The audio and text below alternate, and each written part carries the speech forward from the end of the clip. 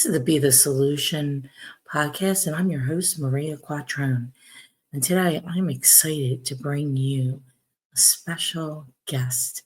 This woman has been obsessed with learning the real estate industry and has been in the industry for 20 years. Christina VanDergrift. I'm so excited to talk with her today. She currently owns 8 different companies in and around the real estate sector, and then one a little bit of a distant one, but we're going to unpack that all today. She started her career as a real estate agent 20 years ago, worked tirelessly, leveraged her experience every step of the way to become a successful serial entrepreneur. Currently, Christina runs the 8 companies, 6 in real estate, a car wash that has become known locally as the Taj Mahal of car washes. We're going to find out about that today. A cleaning company and that has owned multiple vacation real estate. And her experience includes vacation rental properties, management and renovating, flipping investment properties. Throughout her career, she's received numerous awards, Realtor of the Year, Top 100 People in January 2020. She has a passion for community involvement. She's on the board of several organizations, contributing local causes in her town of Wellsboro, PA. She enjoys spending time with her husband, Jeremy, and their 3 sons. And she loves herself a good book, expanding her knowledge, singing, and creating art. Wow, we have a lot in common, Christina. And she understands the challenges of having big dreams. We're going to talk about today. And one of the things I want to discuss is managing ambition. And she has an unwavering motivation, learn to educate, inspire, and empower others who are interested in getting into the vacation rental industry, as well as real estate or business in general. Life is what you make it. And I am thrilled to bring Christina on to Be the Solution podcast today. Welcome. Thank you so much for having me today. Oh, Christina, you are an interesting woman. 8 businesses, a mom, a wife. I'm sure you have all kinds of people around you that you're helping all the time. Well, how do you say this? How do you do it? That's a good question. It's very interesting because I have people ask me that all the time. And the interesting part of it is, like you, I've been in real estate for a long time and we've built our own careers that way. And I was fortunate enough to get into real estate early. I started my very first day in real estate was my 20th birthday. And at that point, I was a young, kind of cocky female who was like, I want to be the best realtor and I want to do it all. And because it was just me, I had the time and the energy and, the hunger to learn and figure it out to do that. And so by the time I got married and had kids and all of that, I had an established career. I was still young and immature and I had my professional life together, but I had to grow up fast because I have a stepson. And so I went from being me working 7 days a week, eating and running on the fly to an instant wife, mom, and then had 2 little guys not long after. It's been interesting. Like it's been an evolution, I would say.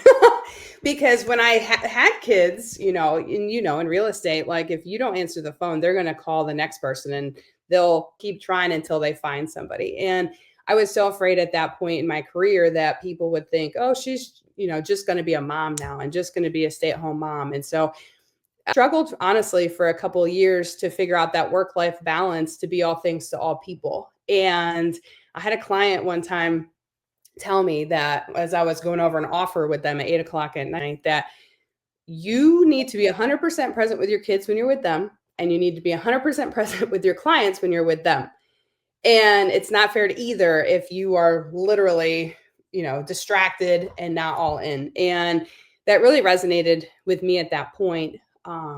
We also, during that time, started investing in rental properties.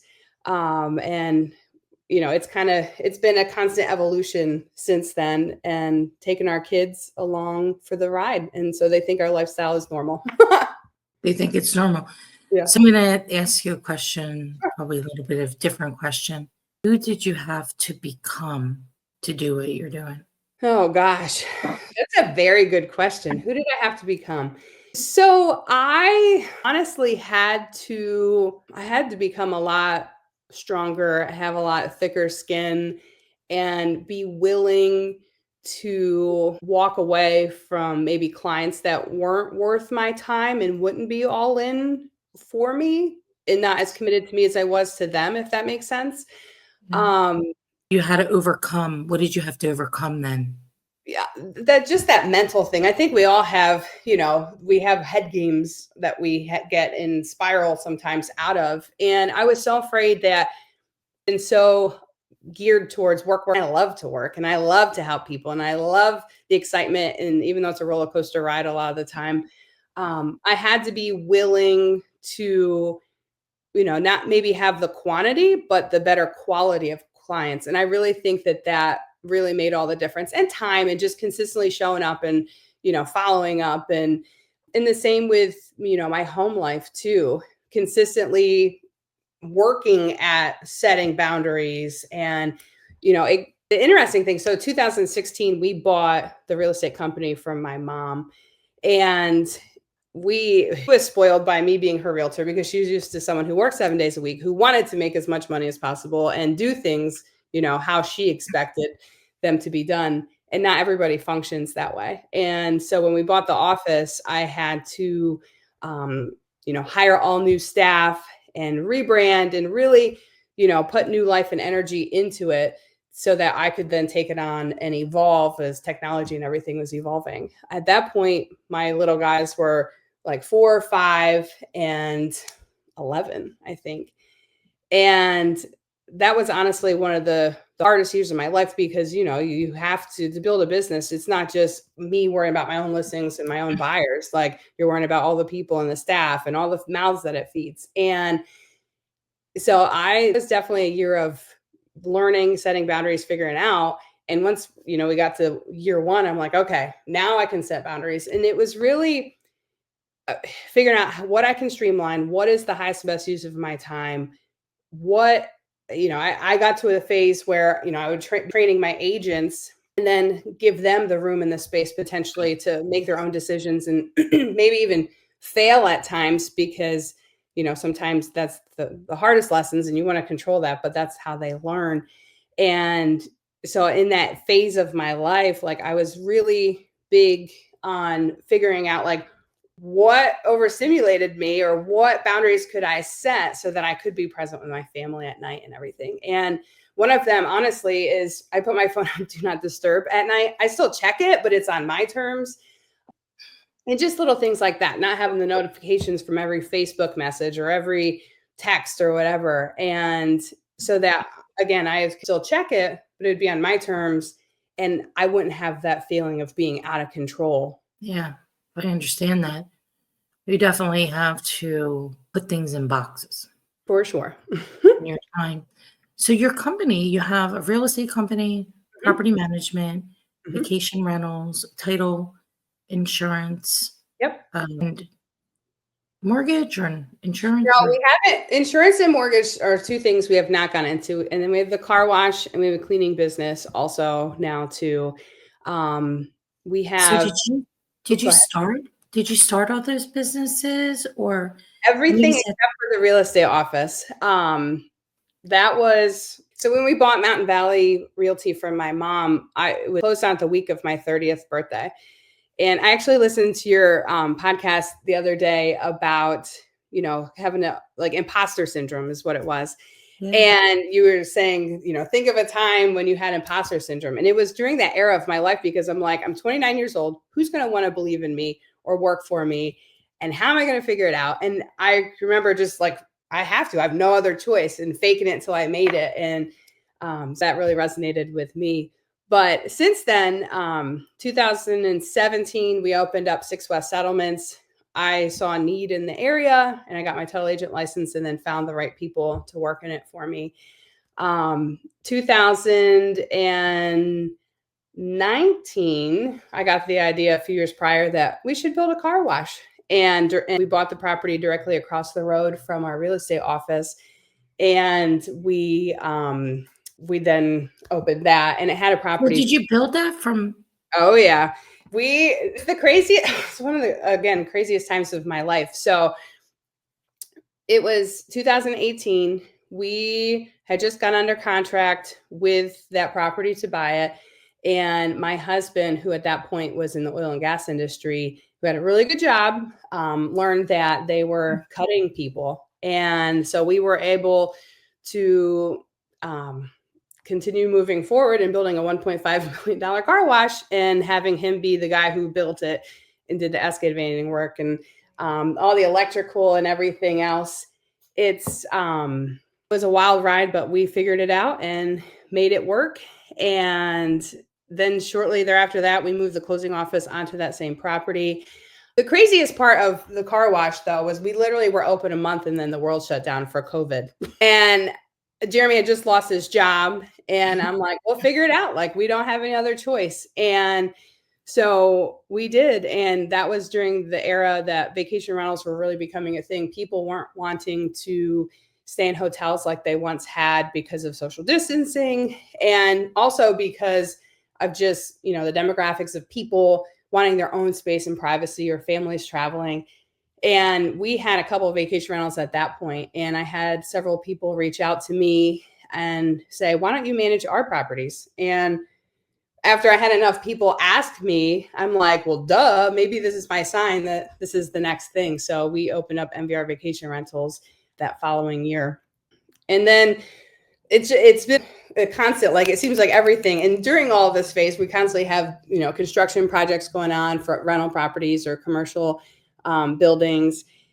And then we bought our competitor's settlement company, moved it to a different town where we owned a building, and then now have two locations of the real estate office, and a third location of the settlement company down in Williamsport, which is about an hour south of where we are.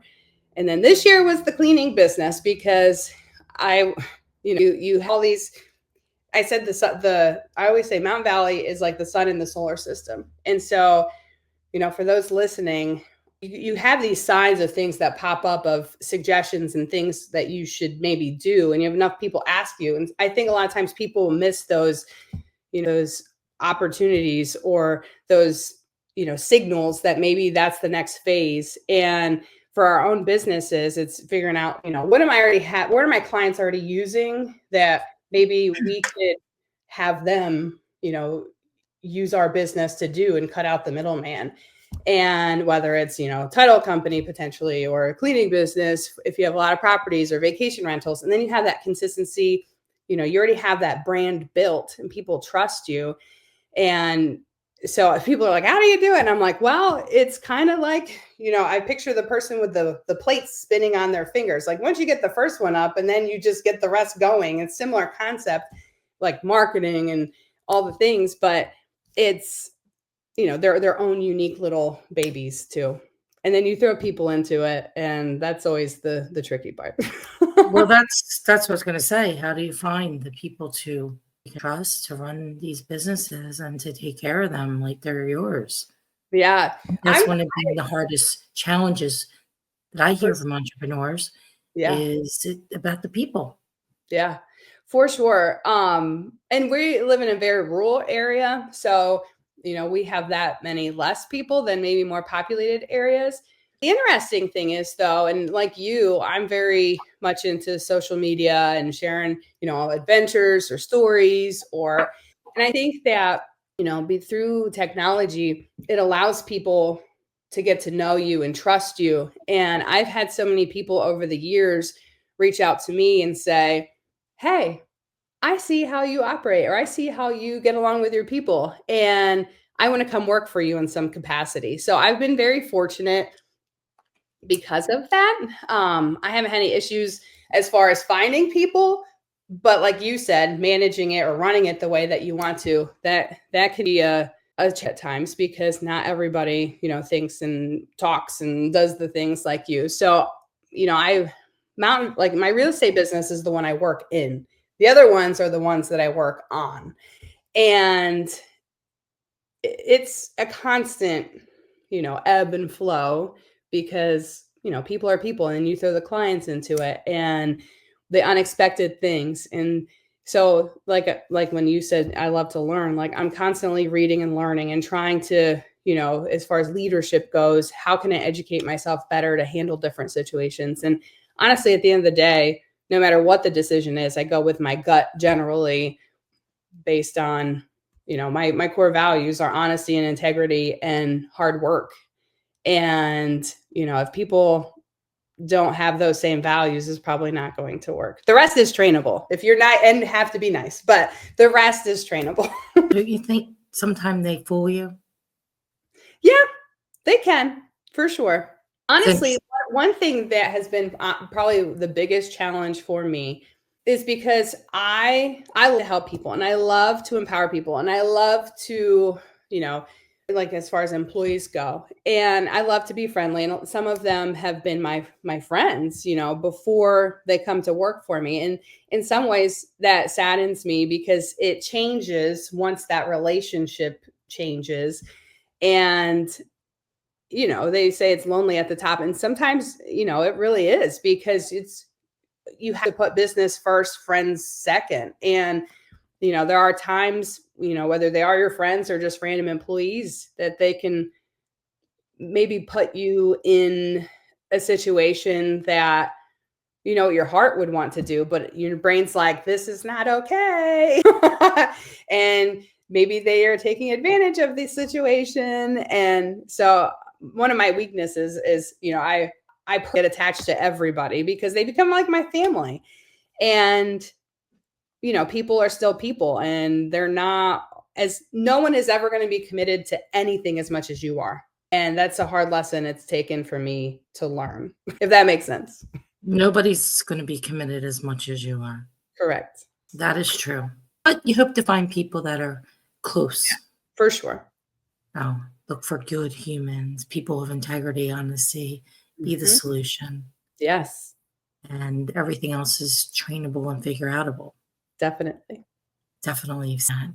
Yes. So I want to go back. Like you opened this car wash Mhm. and it's COVID. So the car wash closed. Yeah, we had to shut down until so at that point, if you remember, they made everything and everybody shut down. And it's one, and but that was the era of the cops were watching to make sure nobody was on the road or doing anything they weren't supposed to, and like something out of a movie. And I had applied with our local politicians and then through the state to basically kind of like a variance to still open because it is unmanned. And so we were able to do that, but still hardly anyone was on the road. So thank God for the that they had for the small businesses, because that definitely helped until things became more normal. But it was not a part of the plan. So you pivot and you figure it out.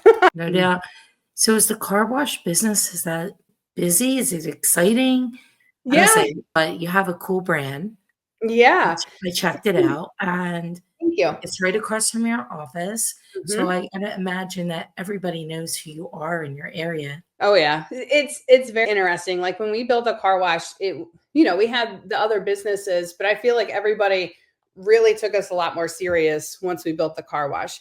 I had gone on a trip over to Italy that year before, and that's where I picked my colors from. I'm like, I want it to be like an Italian villa color scheme and like be different. And we have like white stones out in the bed areas, with the curbing, and that was my South Jersey roots coming out because it reminded me of all the businesses down by the shore. So but anyhow, yeah, it's an interesting business. So many people say invest in passive income businesses like storage units or car washes or laundromats, and the car wash is a lot more involved than we ever expected. And I always say my husband starts his day there every day, ends his day. And we want to keep it clean, and we want to make sure that people haven't left things undone. And you have the human factor in it. Like, not everybody reads signs. Most people don't read signs. Or we have silly things on a daily basis where people won't be listening when it says pull in, and then the car wash time's out, and then it cancels the one behind them. So like you have the human effect. If there was just there and you didn't have humans using it, it would be easy. Like if you could figure out how to make it make money, but it's a constant, it's constantly like a rental property or whatever else. Like you have to manage it, and you have to pay attention to it, and you have to maintain it, and you have to have the customer service part of it too. So we had some interesting stories and crazy things happen with it. During COVID, for example, nobody could take their trash anywhere. So everybody was bringing their trash to the car wash. And, Great. like people do silly, like strange things sometimes. So we've had to evolve over time. Like we don't have trash cans there anymore near the vacuums because people abuse it and things like that. One time we had an old lady pull up to the pay station and not put her car in park. And when she was punching in her code or whatever, accidentally slipped her foot off the brake, hit the gas, and drove through the door. And thankfully, the doors are meant to be driven through. But the problem is she almost like wrecked inside and almost fell out of her car. And the car wash is like, oh, a car pulled in, and starts washing her car as she's shutting the door. Her window's still down. And so you have crazy things that pop up with the car wash, even though it's supposed to be passive, easy, just set it up and it'll just make you money thing. There's nothing passive about a business, even if it says passive. Right. I mean, unless you're buying into like a REIT. Mm-hmm. Yeah. And you're really hands off and you just give your money and right. you get your mail check, your mailbox money. Yeah. Which is smaller returns, but right. it literally is passive. Right. Otherwise, like you own investment property, there's always something. There's always a problem. There's always somebody not paying rent. There's always something breaking, a refrigerator, gas not working or whatever. Yep. And it's a business. It's another job. We've had people don't realize that. Yeah, we've had tenants catch 2 of our rentals on fire from cigarettes. Outside, one was they caught their trash on fire, and the other one had a plastic coffee can with the butt that caught the back of the porch on fire. And honestly, part of why we started really leaning into the commercial rentals and the vacation rentals, because we're in there more often, different clientele generally, they've paid in advance. And so we've kind of shied away from traditional rentals. We still have some, but I definitely think having a variety is a lot safer for sure than just all one thing. And like you said, bigger rewards, but you have to put the effort in and pay attention and manage it. Yeah, I think if you have 1 or 2 properties, you should probably have a property manager manage them. I think it's another business. For sure. Definitely. And you have to have you have to be a certain type of person or become a certain type of person. I particularly don't like residential real estate rentals. Yeah. For me. Been there, done it, still have it. Want to be done. Yeah. Go into commercial. It's a different type of business. And vacation rentals. So you teach people how to buy vacation rentals and then you rent it for them. Yeah. And what kinds of returns are they getting in your area with that? So example, I talk about in my book, the first property that we bought locally, we mostly bought it because it was close to our house, had 10 acres, beautiful views. And we could have rented it at that time, 2019, 2020, for like $1,500 a month, probably. They pay utilities if it was a traditional rental. We, in 2020, that first year grossed 60 grand on the same property. So like night and day as far as income potential. But a lot of it is location, what it has for amenities or views, or if it has hot tubs. It's interesting, people think that regardless of what their property is, it's going to make them, that, for example, or more. And we have saved us much more since. But it's something you have to know what people want. And it's very helpful if you've traveled and experienced other ones, so you can compare and have some notes of, what works, what doesn't work. But you can't expect a 1-bedroom apartment with no yard, and that's 600 square foot to make that kind of money. And so there's definitely a learning curve with that.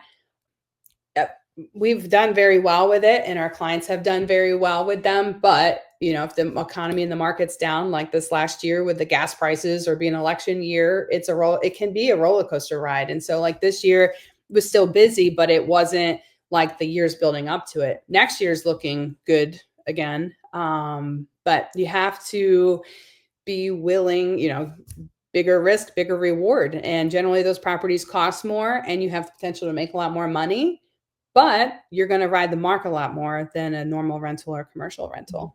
Yeah, of course. I think 2024 for a lot of businesses, especially in the real estate sector, was a tough year. Yeah. The market is the lowest amount of sales in residential in 29 years. Yeah. Multifamily has the highest delinquency rate in, I don't know, a couple decades. Yeah. So there's a lot going on. You had an election where it was one of the most polarizing times in our history, and quite an historical election. Yeah. So you have people on both sides. Some are happy, but people now at least are making decisions. Definitely. Whereas we had about a 6-week window where nothing was happening. I don't know about you guys, but very little was transacted. Yeah, those few weeks leading up to the election, I'm like, you better get reorganized and regroup now to my agents. I'm like, because it's not going to stay this way. Like people were just literally sitting back so distracted. Not that it would change a ton, especially immediately, but they, were so captivated with what was going on. And the interest rates have certainly not helped that either. Yeah, it was more from a psychological standpoint than the economy change. Right. This was something that you couldn't overcome. If somebody has, I'm not doing anything till after the election. Right. How do you overcome it? You don't. Right. You just say, okay, talk to you then. Bye. Yeah. So that's what we did. Now we're having a busier month already for December than we did in November and October. We are also, for sure. Which is good. I think that the 2025, it's supposed to be similar amount of sales as 2024, but I feel more optimistic personally. Yeah, I agree. I think it's going to normalize. Out of all of our businesses, what's hurt the most a couple of years is the closing offices, because refinancing is such a big part of that income. And, our one location, we were probably 100 refis a year. And I think I did the year-to-year comparison, and there was like 5 one year and like 11 this year and like 20 this year. But, so we had to be very strategic and smart with that to be able to ride that wave. But I think there's going to be a lot of pent up demand and energy. And I think if we can get these residential rates in the 5 to 6 range again, there's going to be a lot of refinancing happening. And I think that a lot of sellers will feel a lot more at ease to walk away from a 2 point something or 3% interest rate than for a 7 or 8% interest rate. Well, which is why we've missed the middle market and we have sales at 3.8, 3.9 million instead of 5.8 million. Right. So, and we've had a lot of other challenges this year, a lot of distraction with the NAR settlement. Oh, yeah. More things going on with that. And even just like the P. Diddy thing. Like, right. There's one after another. Yeah. And I know that sounds crazy, but it's the truth of it. If people are distracted, they're not thinking about, okay, what are my next steps here? How do I grow my rental income? How do I grow my rental business? How do I get out of this home and into the next home? They're just kind of like, oh, I'll deal with that later. Yeah. Especially since there was no real pressure from an interest rate perspective to make a move. Right. Yeah. And even on a personal level, like we haven't had any big construction projects going on in the last 2 years because, the higher interest rates definitely make that return a lot less, if at all. And, the cost of construction's been a lot higher. And so I'm hopeful for that for 2025 too, some new construction and new energy and enthusiasm. And I think that that's going to help a lot also. Yeah, the construction has definitely been very low here. Very low. New permits pulled the least amount this past year than ever. Yeah. So that's stagnant. That means it's going to cause inventory problems down the road. Yep. Some of our markets have more inventory still than others. Some have no inventory. It's a real challenges, but you know, you be the solution and you overcome them. Yeah. And we felt, right? And, you know, and I want to applaud you. I know we're doing a referral right now for real estate, but the strong will survive. And so, you know, through the NAR stuff, through the market changes and everything, we both in our companies keep digging in and making the most of it. And there's a lot of agents or offices that have quit the business or closed. And I think that, you know, that says a lot about everybody who's been able to weather the storm, because you know, you're doing what's right for your clients and educating them and having that positive motivation too. So I think that I want to applaud you on that also. Thank you, Christina. You know, get up every day and people say, how are you motivated? I said, well, God put me here to be a contributor, to be an educator, to help others. And I've been doing that my whole life, and I'll continue to do that regardless of whatever else is going on. So, okay, I have 2 questions for you before we wrap up. Okay. Number 1, your guilty pleasure. I would say food, honestly, food and wine. Like so my husband and I are both big foodies, and he's the cook in our house. That's the other thing. You asked about how I make it all work. I don't cook. I don't even think about what's for dinner until I'm eating it. Or if it's at lunchtime and I'm asking him, what do you make for dinner? But food, like, it's so funny. Like that's one we don't skip on, like if we go out to restaurants or home or whatever. It's one of my guilty pleasures and addictions, and like good quality food.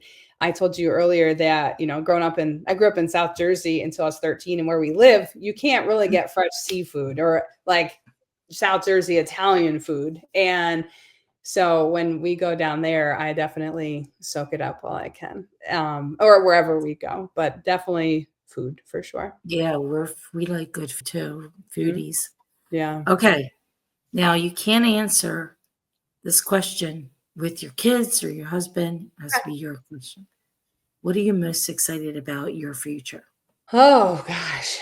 I'm excited that next year in June will be my 20th anniversary of selling real estate, and it's be my 40th birthday, which I hate to say out loud, but I am excited that, and this is a personal, you know, it's business and personal.